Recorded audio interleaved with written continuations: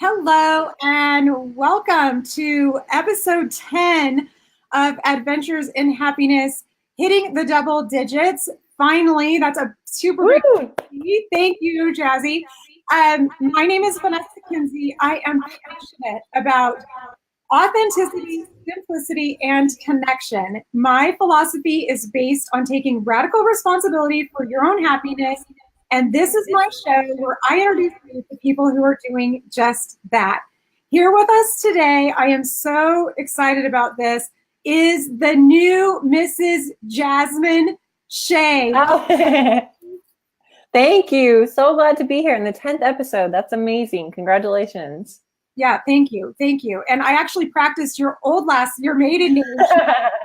I was practicing that because when you agreed to do this interview with me, it was before I got married, and I wasn't sure if you were going to change your name, so I wanted to be prepared. I love it. I'm still getting used to it. I'm like Jasmine Shea. Funny, huh? Have you signed your name like that yet? I mean, you don't really have to sign names on checks anymore, but that was a hard thing for me to get used to. Yeah, a bit. My initials are the same, which is good. So yeah, that's good. So I want to show a picture of you and your husband.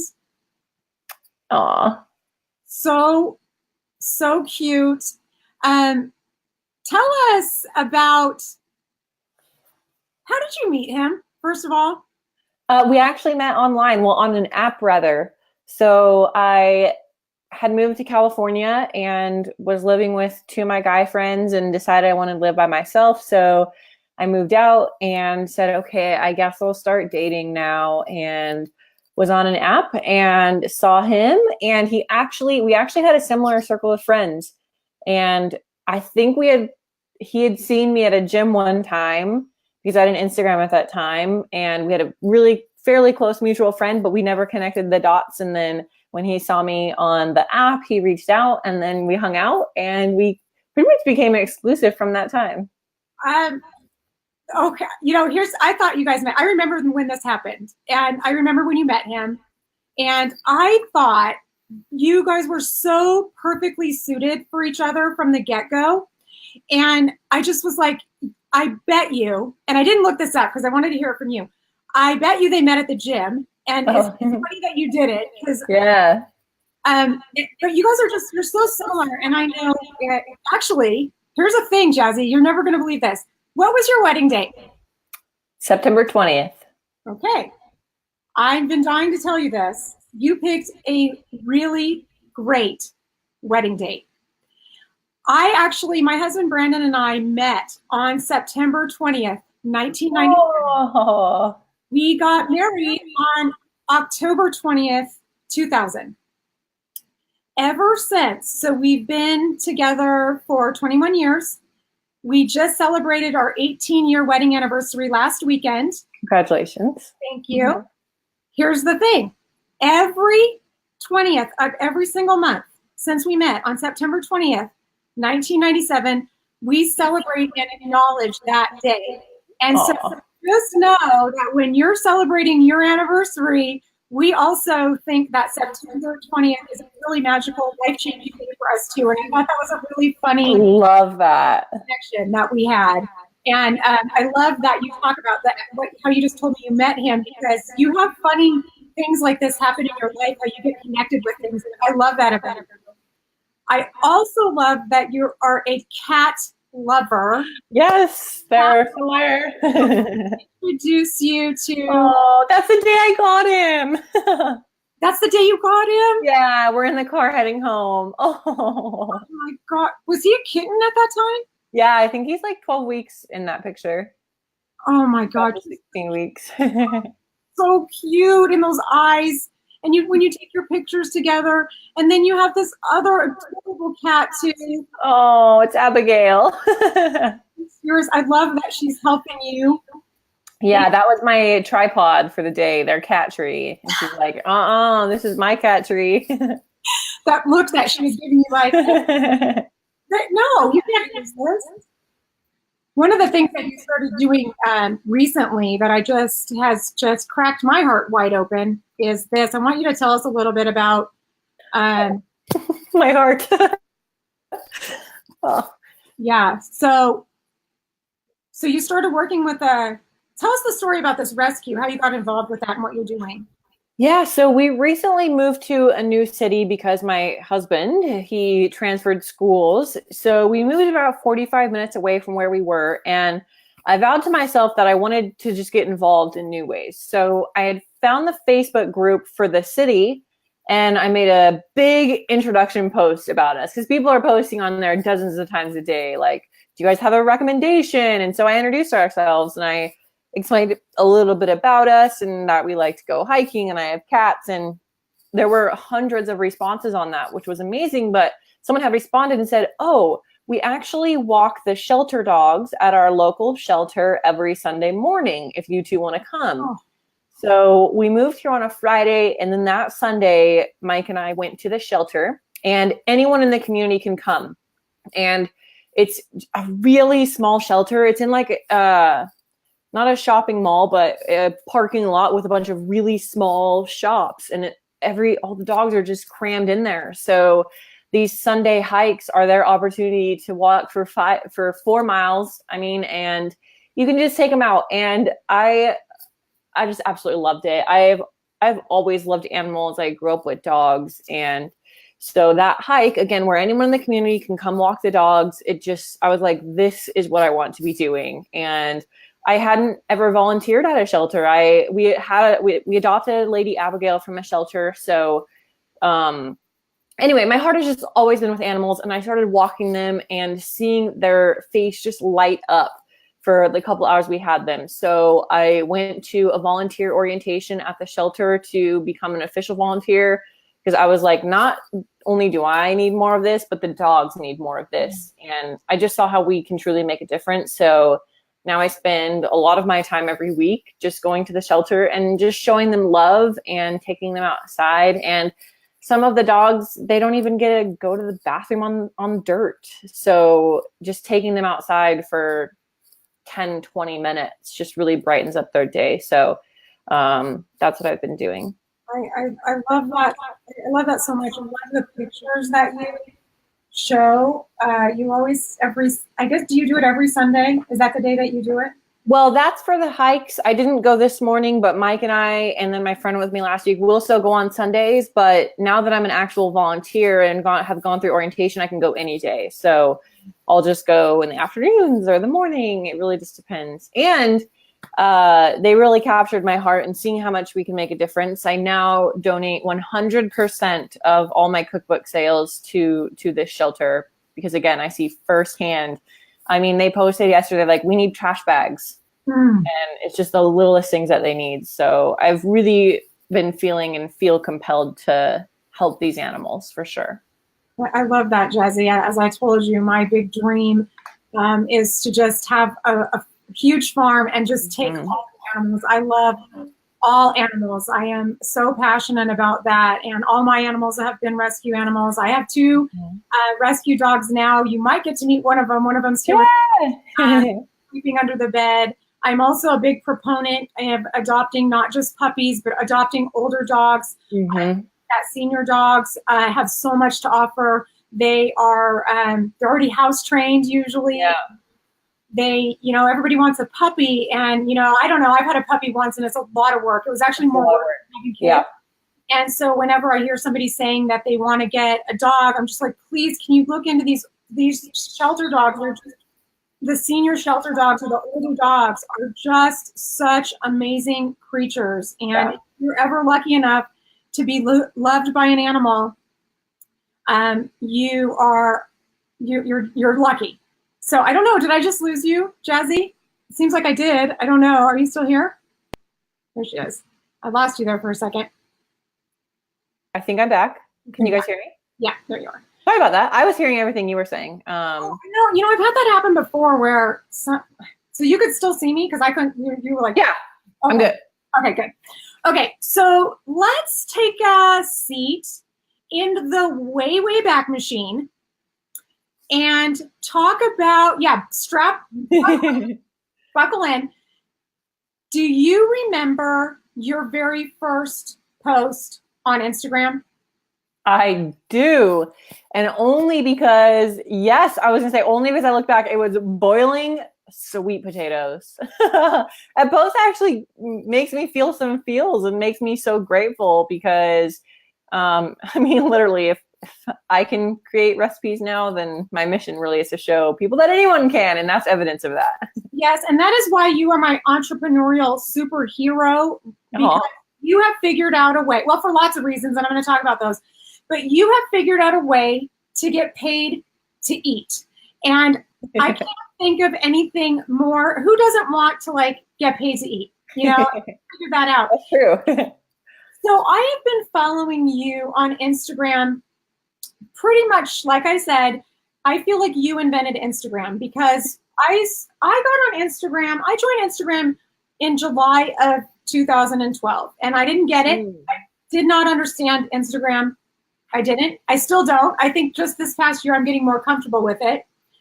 I started following you because I have always been into weight training and bodybuilding and muscle and fitness and all those sorts of things. And so I remember very vividly when I found you and I saw you making things like this.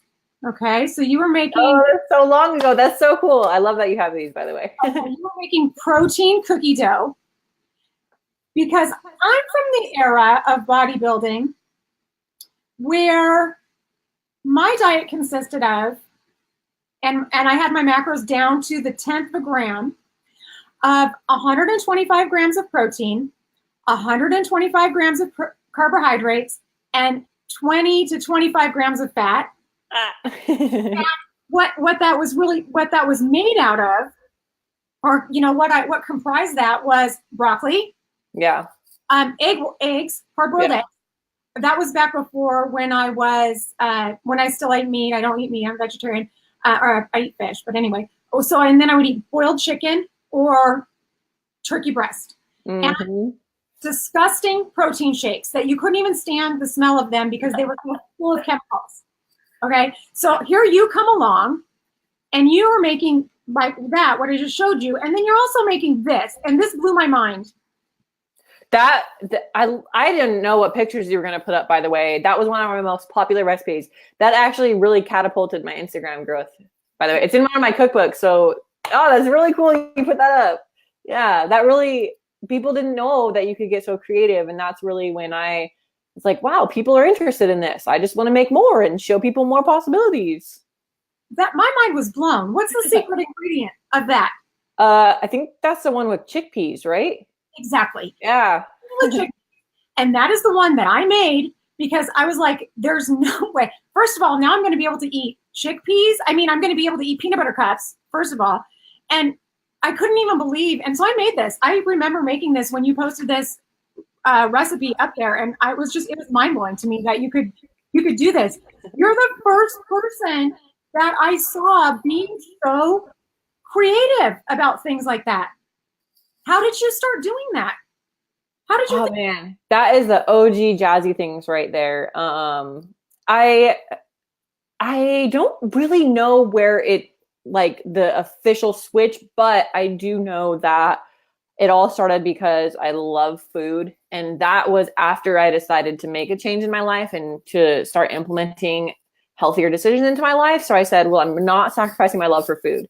So I said, so what can I create that is delicious and incorporates healthy ingredients and takes all my favorite foods? And I really just started experimenting. I did start to follow some people on Instagram, and I'd get ideas and I'd say, oh, I want to make that into a jazzy version. So I just decided I wanted to get creative, and then I just didn't stop. Because you were the first person. Now many people do, now many people do that. But when you were doing it those years ago, no one else was doing that. Like you, oh, here's another thing. Here's another thing that I used to think about you like all the time. Okay. Pancakes. Oh, the pancakes. Yes. Yeah. And it's funny. I haven't made pancakes. I haven't posted pancakes in probably a year. And I used to post them probably 5 times a week. You made pancakes every single way. I took that picture. I'd take the pancakes out onto my balcony. It had old brown carpet. You can see it in that picture. But it was my first trying to discover, like, where's the natural light? And I'd try and drizzle the peanut butter on there. And yeah, that's really cool. Oh my gosh, so that's your brown carpet in the background. That is hilarious.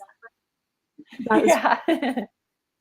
okay, so about that same time, when I'm seeing you eat like this, I'm also seeing you. This was what really blew my mind is that yeah, you can eat like that, and you Oh, can. that's my first one. So you were competing here, right? What did you? How often did you do that? What did you used to do? What is this Well, actually? that's my very first competition. That's like grasshopper jazzy when I started to see that my body was changing, my mindset was changing. I was really seeking something more because I saw how committed I was to my nutrition just for a healthy lifestyle. And so that's a figure competition in Utah. And I was training at a new gym. That's really what actually catapulted me into wanting to make a change in my life. And I was like, oh, let me do that. Looking back now, it's funny. Like I'm so proud and I feel so accomplished. But looking back and at least knowing the industry, and like what it takes now to be competitive in that, I like look at it, I'm like, wow, Jasmine. But it was so fun and so great to commit to. I've done 5, I think. So I remember when you were doing that. I'll tell you the picture that really blew my mind. I can remember seeing this. I can remember seeing this picture of you. I don't know what competition this was. You tell me. Oh yeah, that was my favorite competition actually. That was in Colorado. What really was like, let me put it up there by itself. I was like, first of all, not used to seeing you like that. Me either. You are like full on supermodel. I was speechless about that picture. And you were just so, I think it was probably the juxtaposition of you being such a regular girl, like normal and like really low maintenance. And then seeing that, did you get a lot of feedback about that picture? Because it was mind blowing. It was a really popular picture. People just weren't used to seeing me like that. I mean, it was new for myself as well, but that's what actually made it fun. I don't get ready. I mean, look, this is how I am. I'm in comfy clothes and I'm not wearing makeup. This is just how I am. So it was actually fun to really have all the hard work come together. I'd be dieting for months and months and working really hard and then putting it all together and getting really done up. And it almost reminds me of any goal we might have to like go all in. So yeah. I will say bodybuilding is an extreme. So I don't mean go all into an extreme, but to reward ourselves and to celebrate and to really have fun with it once we reach our goal. And I look at bodybuilding for me personally as a representation of that, of I did it. Now let me just like go all in and just enjoy the moment and put on my full face of makeup. And I do try and carry that to other goals I do too, to just really celebrate that. Were you ever nervous, like when you went up on stage, because you have to go up on stage by yourself? Mm-hmm. It's another thing we have in common. Water, like I know you drink. Oh yeah, I'm gonna be sipping out of this. Yeah, me too. Were you ever nervous? Like, was that like a big thing for you to overcome to get up on stage in front of all those people and do that? I wouldn't say it was a big thing to overcome necessarily because it's almost like the nerves don't disappear. So it wasn't like how do I explain that? It wasn't as if I was practicing and saying, okay, I'm going to practice until the nerves disappear. They wouldn't. The fear didn't go away. So I really just had to embrace it. I knew I was going to be nervous and that people were going to be staring at me. So I'm just going to try my best. And that really helped instead of, I just want to go up there. I can't make a mistake. I have to be perfect. I didn't have that mindset. I said, I'm just going to try my best. So I was nervous, but also I wouldn't say I didn't have low confidence, but I felt I was fairly realistic that I wasn't as big or as lean as some of the other girls. So it did take some of the pressure off. I wasn't competing for a first place. I did place in a couple of the shows, but I just went up there for me. I had already made it. That was the hardest part, was getting there. So recognizing what I had already been through to get there really took a lot of the nerves, not away, but put them into context a little bit. So it was funny. I wasn't sure if I was going to share this story with you or not, but this is kind of a good time to share it, I guess. Okay. So it just goes along the lines of, I have to go back. Okay. So I remember I've been following you since you moved to California. Mm-hmm. And you moved near me. when you moved here. I remember this. And that was probably, you moved here, that was 2014 that you moved to California, in March of 2014. And I remember at the time thinking to myself, I should reach out to her. I should say hello. I should drive her around Orange County. Orange County's so quirky now that you've lived here, you know. I should show her the best beaches and the best hikes and the best whatever. And I talked myself out of it every single time. And that has bothered me. It was for a really long time. There was a voice in my head that would say, hey, call Jazzy, reach out to Jazzy, send Jazzy a message. And I would talk myself out of it every single time. And then a couple years later, I was at the beach one day and my boys were in the water and I was sitting on the beach reading a book, and I just happened to look up and you came running by me. Oh. Okay. I actually this isn't a picture from that day, but just to, like, you were running. Were you at Strands or Salt Creek? Yeah, Strands. Oh, so cool. So, but what happened was I saw you and I looked up from my book and you were going really fast, but I was like, that's Jazzy Things in like slow motion. And then I was like looking around to like start yelling to people that that's Jazzy Things. Like, that's a really big deal, Jazzy Things. And just so you know, I can remember, like, my heart was like beating so hard. Oh, I wish I would have known you were there. I would have came and give you a giant hug. And I know that now. And later that day, you went and posted a picture that you were there. And I actually said, oh, I was there, but I couldn't. And you had said something to me. I went to try to find the picture, but I couldn't find it on your Instagram. But here's the thing, what the whole reason I'm telling you this story right now is because since I started facing my fears really this year, I used to be such a kind of person that I had to have everything figured out, and I was waiting for permission, maybe. Yeah, that was a big part of it. Like, I was waiting for somebody to like tell me I should get up and do, which what I'm doing now is really what I feel in my heart that I've been called to do. Mm-hmm. And I've had a vision for that for myself for many, many years, but I was afraid to trust it. And instead of waiting and talking myself out of things like I used to, you posted up on Instagram at the end of August. You put a post up and it had something to do with facing your fears or fear or something. And I didn't think twice about it. I just immediately sent you a message. I was really high on life because I had done one interview. That's why getting to 10 is a really big deal. Mm-hmm. I did one interview. I sent it out I sent you a message. You replied immediately and agreed to do this with me. And then I started trying to talk myself out of it. No. I was like, well, first of all, I know how you are. So there was no way I could now send you a message and be like, I think I'm too afraid. I don't think I'm ready for this. We would not have let that fly. I already knew. So I'm like, oh my gosh. But people will say to me, really, I get this a lot. I get this a lot because I broadcast primarily through Facebook. That's where I started. And I get a lot of people saying to me, you're so brave. I can't believe you have the courage to do that. And just like you were just talking about with your competition and things, what I know now is that never goes away. And you just have to walk through it to the other side. And I really love the fact that it's a very exciting place to be, because there's no stagnation in living like this, in living in pushing your own comfort zone. And so I wanted to share that story with you now. And just know, Jazzy, I'm a different person, that if I ever do see you in person, I will tackle you. Great. Please do. Promise? I totally will, because that's, I've always been the way that I am, but I was not as much of an open person. I mean, I make friends with everybody. I make friends wherever I go, but I always had this very big fear of judgment and rejection. And I just let that stop me in so many ways for so long. And I just got to the point, I went through some life things. I don't care anymore. It doesn't matter.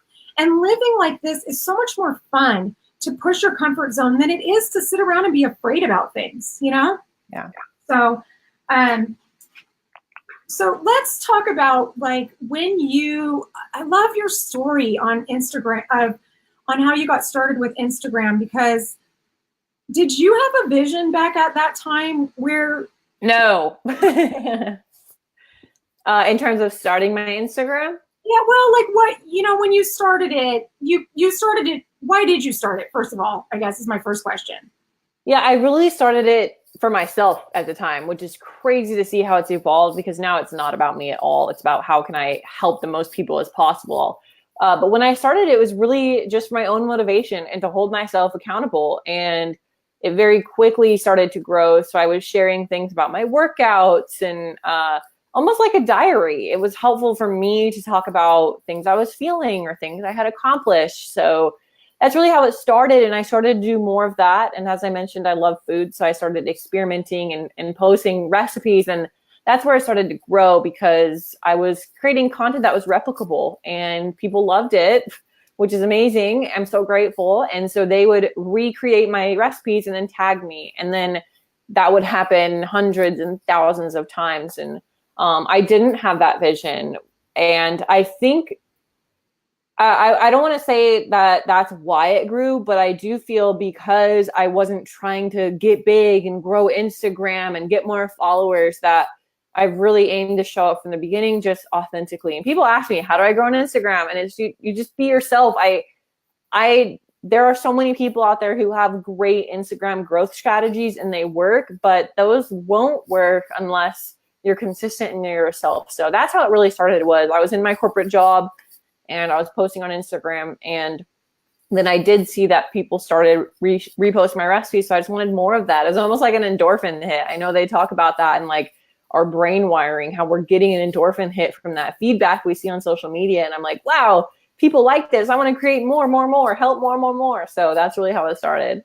So you had a corporate job. Tell us a little bit about your background and what you were doing at that time. I'm fascinated by that you had went to school. And yeah, I did. I have my bachelor's and my master's in human resources, and I was working in the corporate world for Nestle. So pretty much a dream corporate job. So I thought, like on paper, it was a dream, but it was very stressful, which I induced and sometimes still induce at present tense, the stress, because that's just really all I knew. So it was, how can I just work harder? So I was experiencing that in my job, but after I started my Instagram and I saw that there's this other purpose out there, that I can help people beyond just the confines of my little office, I said it's almost selfish for me to stay here and not try and help more people.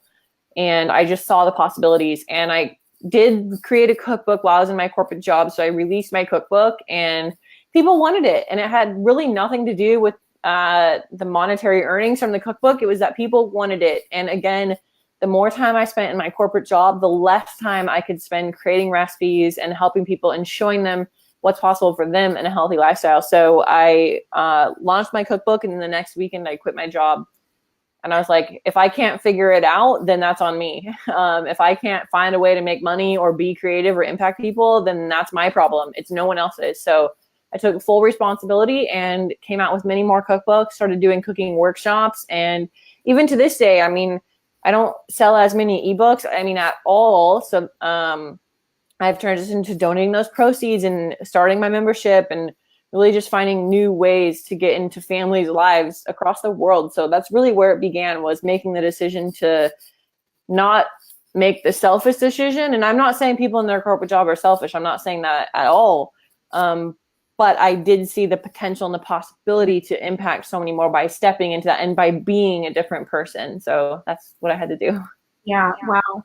I love that. Like, were people in your life at that time, because you had, I don't know if you had student loans or whatever, but you had put a lot of effort into the direction that you were going. If you went through that much school and then you had this job that you could still be working at, I'm sure. Mm-hmm. Right? Yeah. If I didn't have Instagram, totally. It was a very vertical company. I was trying to climb the vertical ladder, and I was actually on the line for a promotion. I had been traveling around to California, and I had an interview in Portland, and I was pretty much next in line because they saw that I was becoming disengaged in my current role, that I just needed something new and something different. I needed to be challenged more. So they were going, I mean, that's what my plan was my progression was to get that promotion, and I just didn't want it. And yeah, I had student loans, but my family has always been extremely supportive of me. They thought I was crazy, yes, but they've also believed in me, and they saw my certainty, and it wasn't anyone's decision to make but my own. And again, taking full responsibility for that. Even if I would have failed, which wouldn't have been a failure because I would have figured it out in some way. I had to take full responsibility for that decision, and also full responsibility for not letting others make that decision for me. Because if that's the case, then where else in my life or our lives are we letting that happen as well? So, right. Yeah. No, I just thought that was so amazing that you were that young and you were able to take that and not be controlled by fear or what if, or, you know, or if I walk away or let that hang you up in any way. And that's coming from me, someone that's been in corporate America for many, many decades now. Yeah. Out. But the funny thing is about that is that I started this business when I was probably 29 or 30. This was back in 1999 now, and nobody was an entrepreneur back then. No one was doing things like that. No one. Very few people had their own businesses, and it was a very isolating experience for me. And I just didn't have the belief in myself at that time, like I do now, to do that. So whenever I see someone that has that kind of belief in themselves and that just like that attitude of not letting all those things, those what ifs hold you back, that's I admire you so much for that. At that same time, so you started doing, you had your ebook, and then I'm not sure if this came first, the cookies came first, or were you doing workshops came first? Okay, that's what I thought. So because I can remember when you were doing these workshops. Tell us about those, and how did you get the idea to do that? I thought that was so creative at the time. Thank you. And before I dive into that, I do want to say, so in terms of if others are in the same shoes or they're faced with fear or the what ifs, as you were saying, those didn't go away at all. So people say, well, how did you do it? It's so scary. How did you make that leap? Whatever it may be, leaving a job or making a decision or moving or ending a relationship, whatever it may be, it was so scary.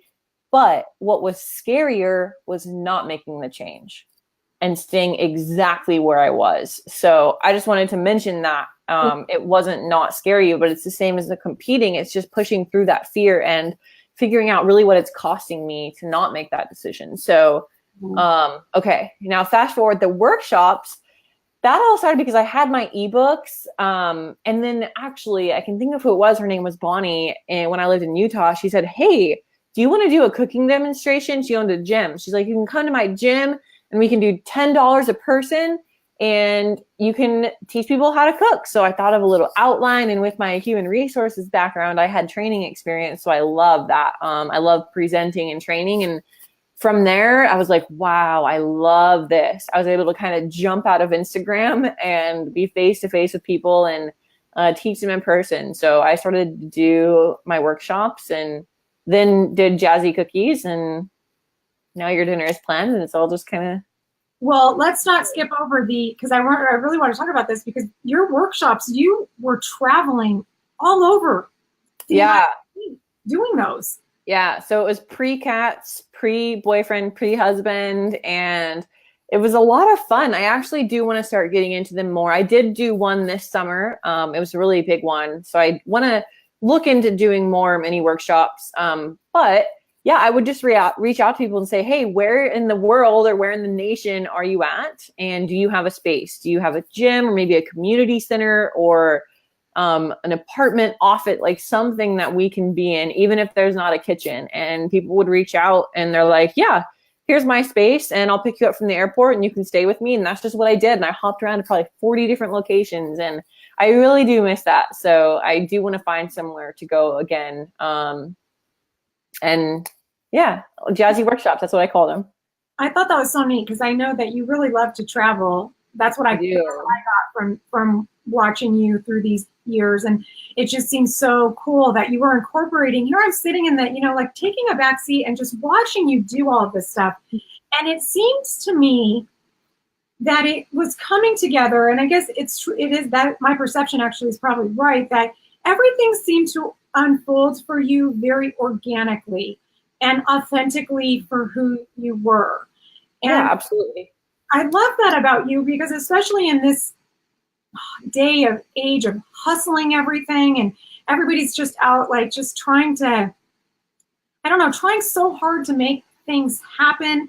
And I like going about it in this way that doesn't look like very much fun to me. you know, stressing like out, sure. Yeah, not having a life. Like you always seemed like you were able to incorporate that whatever you were doing was just an extension of who you were, and you seemed to be having such a good time doing it. And you can feel that from your Instagram. I love the authenticity about you. You don't take yourself seriously. You've always been really real. And that's what I really have always loved about you. Like, I feel like if I met you in person, you'd be the same as you would. And someday I will find you and I will tackle you. But that you're not this, like, you're not just trying. It just seems so authentic. And I appreciate that so much about you, because there's so much noise on the internet. And so when I see somebody that's authentic, I really appreciate that about them, because it's scary. Thank you. Thank you. So over the last 6 years, since you started on Instagram, can you look back? I mean, the first thing, I guess, if you even think, and do you ever even think, like, if you would have stayed in your corporate job, how different your life would be if you didn't make that decision? I mean, yeah, I definitely think about it. It's crazy. I would say I think more about like what's possible now, rather than like, I don't really want to picture myself again in my corporate office. But yeah, it's crazy. It's crazy to think about how we can really control what our future holds and what's ahead for us. Yeah. Before I started doing this, actually just taking responsibility for my own life, I really would look at people outside of me, anybody that I would think was successful or that they were making it or whatever. And I just used to think that I was so different from them. And now what I know is true, and I found this to be true over and over again, is that everybody's just out there because they're doing it. They're successful because they're actually doing it. They're doing it even if they are afraid. And I feel like so like excited that I feel like I crossed the threshold of doing that, because so many people, I'm sure you probably get this too, where people will say, like you said, but that's so scary, and how do you do that? And it's almost like once you see the light, you cannot go back to right. Yeah, exactly. That's exactly what it was. Yeah, it's like you would just never, because life gets cracked so wide open for you. And for me, my biggest fear has always been dying without fulfilling my potential. And I just knew that I was always meant for more than a cubicle life. Mm-hmm. And the thought of dying in my cubicle, that's what I say to myself. You will not die in your cubicle, Vanessa. You will not die in your cubicle. No matter what, you will not die in your cubicle. So throughout this time that you've been doing this, have you ever had points where you like wanted to just give up and quit? Have you ever had some really difficult times like that? I don't even want to say no, because I mean, there's always times, I guess, when there's a lot of pressure. But to the point of quitting, I really have to be honest and say no. Good. I know others have felt that feeling, and I felt that so much in my corporate job. So don't get me wrong. I'm not someone who is immune to feeling like I want to quit. I felt it nearly every day in my corporate job. I don't want to keep doing this. I'd rather just be broke, blah, blah, blah. But I didn't anticipate that question. And my instinct is no, because I have a bigger mission now. Exactly. And I mean, it's funny because 2 days ago, I had a really big event for James Wedmore last week that I was at. And I did feel really just kind of energetically drained afterwards in the most amazing way. Like, wow, that was a lot. And it was the first time I didn't post on Instagram in the past like 3 years.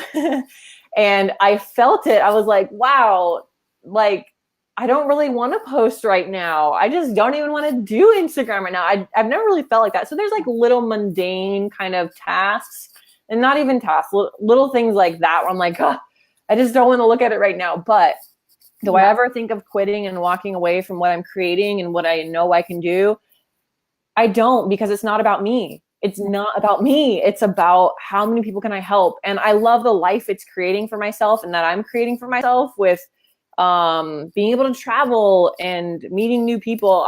I love that side. But if I quit, then I'm quitting on everyone that I'm currently striving to impact and everyone that I know I can. So no, it's all comes back to having a bigger mission. And if it's so big, then that's something you can't quit on. I have to say, I do understand that now. And so I want to get into this. There's some comments here that there's a comment here from somebody.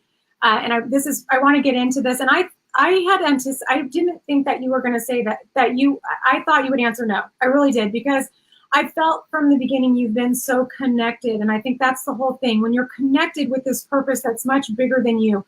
Yeah. Me, all the years that I tried to build different businesses, it always felt like I was pushing a boulder uphill. It was always really hard and really difficult.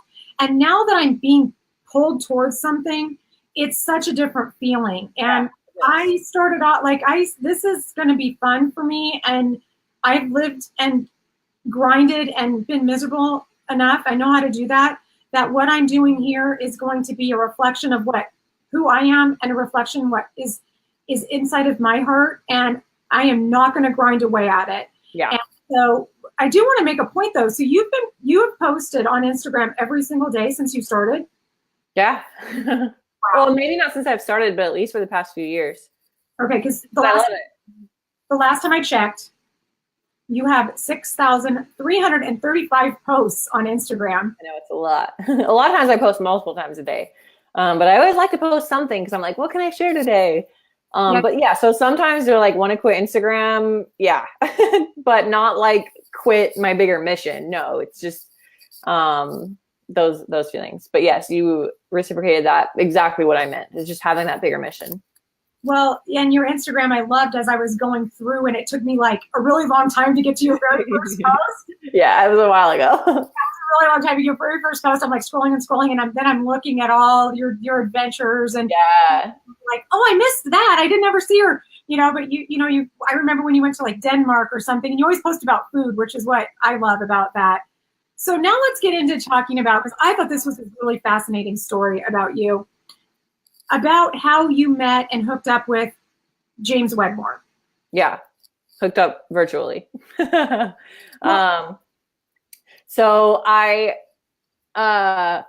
it's such a funny story because this was before I founded Your Dinner is Planned. So I was creating content for Kroger and doing workshops, and that was really cool. But I was like, I'm just sitting at home. I really love something more. I'd love to be in a different environment. I'm a very extrinsic thinker. So I'm like, that's what I'm missing. And that is what I do miss from working in a team environment or a corporate environment. Is I love being my own boss and making my own schedule and working alone with my cats, but there's no one to share ideas with if I just get an idea. So I did start looking for a job. And I was like, I don't want to use my brain though. I mean, I didn't even venture to look for a human resources job. I was like, I just want something mindless, but that I can feed on the energy from others. So I saw a Craigslist ad, and it was for James Wedmore. And that's how that we initially kind of connected. Was I applied and I went in and I got the job, and it was for an assistant position. And I quickly noticed that was not for me. I was just doing random tasks, which was great. But then when I started to pay attention to what was happening in the office, which was this amazing guy and this amazing mission, I started to pay attention more, and I started to see I could learn more than just what I was doing for tasks. So I started to learn from him. My mindset completely started to transform. I started going through Business by Design. I mean, I was putting together the modules inside Business by Design. So I had no choice but then to read every single word inside Business by Design, and became very close to James and his wife, Chelsea, and his project manager, Jilly, who's now one of my best friends, who is my best friend. So it all just really started to evolve, but I learned from him how to start a membership site and how easy it really could be. And his whole motto is it's not about hard work and hustle to be successful, and really creating a life by design. So from him and from those learnings, I started my membership site, Your Dinner is Planned, and then I quit. So I stopped working for him. I said, it really goes back to having that bigger mission. I said, I was crying in his office and I was like, I'm sorry. Like, I love working here and I love really starting to get involved with his launches and really big picture creative thinking away from the administrative tasks. I kind of stepped up and I said, I want more. Yeah. So I really got to be that kind of front line to help out, in addition to Jilly, who's running it all. So I quit, and then I went to BBD Live last year, Business by Design last year, as an attendee. I said, hey, can I just come? And I want to stay on good terms. I know I just quit. And he said, yes. And it was at BBD Live last year that he invited me to be a next level head coach for his group coaching program. And I couldn't turn it down. James has completely changed my life in so many ways, especially my mindset. So I said, why would I not? And it took me a little bit because I'm like, wait, am I just deciding to go back and work for someone? Am I giving up on my own dream? And no, it was just about how can I improve myself and help more people, because being a coach for next level, it's a whole other realm of people that I get to help and share my experiences and listen and coach, in addition to who I'm helping with Your Dinner is Planned. So it's all come full circle. I'm actually headed there right after we get off our call for game night. Yeah, I know a lot of people in my circle, and Tiffany Bymasters. Yeah, who's amazing. Hi, Coach Glitter. Hi, Coach Glitter. So a lot of the girls from my coaching group were there. Tamisha Campbell is one of those girls. She said she loves seeing you. Hi, Tamisha. Yeah. You see that? Don't be nervous next time, you guys. Like, look, this is what you get. I'm literally sitting on the floor right now. I'm not a scary person. Tackle her. Next time you see her, Tamisha, tackle her. Yes, tackle me, please. So I wanted to ask you about, so you just said that your mindset had changed. You weren't in it, which is funny because you seemed like your life was so full of the law of attraction that it was already working in your life. You didn't recognize it, or call it that, but it's so many things it seems like unfold like that for you. That story is so funny. And what I think, and just like is another reminder to me of why I got to get out of corporate America, is the story is that you are the employee that they found off of Craigslist, who is now a BBD coach. And in corporate America, that is never going to happen. The file clerk that we hire off of Craigslist is never going to be like this top. It's just corporate America is very closed in that way. And I think that's a really great example when you work around these entrepreneurs and people who are thinking much bigger things. You can't have a big life if you're not thinking big thoughts. That's right. Just go hand in hand. And to be surrounded by that kind of people. And your friend Jill that you met there, I want to ask you about this thing that I saw that you were doing with her. You know what I'm going to ask you about? Bougie nights. Bougie nights. Yeah. So, and I will say just real quick to talk about the mindset piece. It's funny because I have always been a very positive person. But I don't think it was with as much intention as it is now. Mm-hmm. I was positive because I was happy and I loved life and I was very grateful. But now really putting intention to it and looking more ahead instead of just, I'm so happy. Life is great. It's, again, having that bigger mission and what decisions can I make now to move me closer to that. And anyway, so Jilly, we have bougie nights every single month and it's pretty straightforward. There are 3 rules. The first rule is no boys allowed. And the second rule is we have to go to a fancy restaurant, but neither of us could ever have gone there before.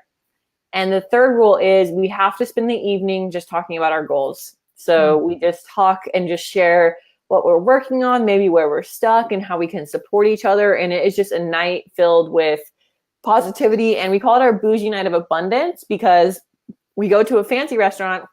And once the check comes, we're not even allowed to think of it. We just hand our card and we say, take my money. We want more to come in. So our bougie night of abundance, we do it every single month. How did you come up with that name? Well, she taught me what bougie means. I didn't even know what it meant. I've never heard that word before. Yeah, and now I love saying bougie. I'm like, I'm so bougie, which I'm actually really not that bougie, but sometimes I am. So she taught me about bougie, and I knew I wanted her. I knew she would come to the dinners with me, and I wanted to spend money on a fancy dinner. So that's where the abundance piece came in. So we're like bougie night of abundance. I remember the first time I saw you do that, I was like, oh my God, this is so incredible. I need to, like everything about that, the whole premise of it. I'm like, I've got to find something that get that. Everyone should do it. And a lot of times it's just me and her. So it's fun. And it's fun to try new places. She's been to a lot of restaurants in Orange County. So it's a fun challenge to find one that she hasn't been to. You guys have traveled out of the area even, right? Yeah, we went to San Francisco for a bougie night one time. We were actually at bougie night and we said, what if we went to San Francisco? So we looked up flights and they were like $100 or something. And we're like, okay, cool. Next month, bougie night in San Francisco. Did you guys stay the night up there or did you just fly up there and fly back? We stayed one night, yeah. Wow, that is so cool. Okay, so in closing, I have two questions that I like to ask everybody. We'll ask different things, but I usually always ask this question about music because music's such an important part of my life. Is there a song that you like use or that you listen to over and over again that motivates you? Do you have anything like that? I do. And it's funny because you said over and over again, and I have one. And I will preface, it depends on what I'm doing. I love to listen to all different kinds of songs. There is one song, and I pulled it up on my phone. So it's called Crown, and it's by Diplo. And it's like electric kind of techno music. It's not something I'd necessarily listen to just around the house, but I don't know. It just came on one day, and I was like, well, this gets me pumped. So I listened to it before launch. And it talks about like wanting to be the king. And it's like very like, I'm going to be the king.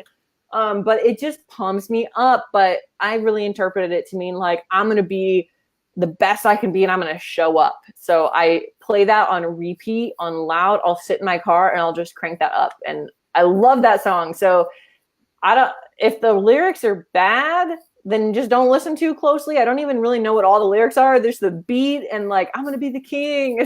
I love the song. Oh, I love that. Thank you for sharing that with us.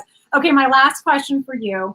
And I was so excited when I found this out about you because we happen to like the same genre of books. And if I'm going to read a fiction book, I like to read murder mysteries. Mm-hmm. Do you have a particular book that you just loved in that you've read that you remember? So I will say my favorite fiction author, which I love reading fiction books, is Jodi Picoult. Okay. So hers are a little less murder mystery and more, I mean, there's definitely been some murders and even mysteries, but they're a little more, I don't even want to say toned down because I don't mind if they're toned up. I also really love the Lincoln Lawyer series. Oh, okay. I've read those. So yeah, Jodi Picoult is definitely my favorite author though, because there really hasn't been a book I haven't liked. So I think there's maybe some I've liked a little bit more. They've been a little more even like not gory, but murder mystery-ish. But I love Jodi Picoult books. I always have. And I started reading them probably when I was like a preteen. So I think I've just always stayed with them. That's cool. I know I've never read any of her books. Someone mentioned that to me recently, her name. And I know that she has lots and lots of books. Like she probably has at least some books. So there's a lot to choose from. Yes. Well, Jazzy, that's it. All right. Did it. Thank you so very much for agreeing to do this with me. Absolutely. For trusting me with this. I appreciate your time. And thank you guys for being here with us live and for watching us live or catching us on the replay. Please, if you have any comments, you want to share this out, share Jazzy with the world. That's a really quick question I want to ask you really quick before we hang up. Okay, so I just call you Jazzy because that's the way I've always known you. But do people in your life call you Jazzy or do they just call you Jasmine? Well, it depends. If they know me from Instagram, which is now a lot of my friends, Jazzy. And like my family calls me Jasmine. If my family called me Jazzy, I'd be like, wait, who? A lot of my friends growing up would call me Jazz. So if someone calls me Jazz, they've probably known me for a long time. But Jazzy's great. I go by Jazzy. Oh, Jazzy, yeah. Okay. And then how did you get that name? How did you come up with that name, Jazzy Things? You know, people ask me that. I have one friend and he's like, oh yeah, it definitely stuck because I called you that. I'm like, I called you Jazzy. That's what he says. My dad growing up called me Jumpin' Jazzy Moto. So like my email address from like 5th grade was Jazzy Fizzle. So the Jazzy part stuck. And then when I was creating my Instagram, I really have no idea. I was like, Jazzy things? It just stuck. I thought that was a really cute name. Ever since I first know you, I thought that was a really cute. Well, thank you. I've always wanted to ask you that. Okay, well, have a great game night tonight. Thank you so very much for being here with us live, Jazzy. Thank you. Have a great Sunday. You're very welcome. Bye, everyone. Everybody.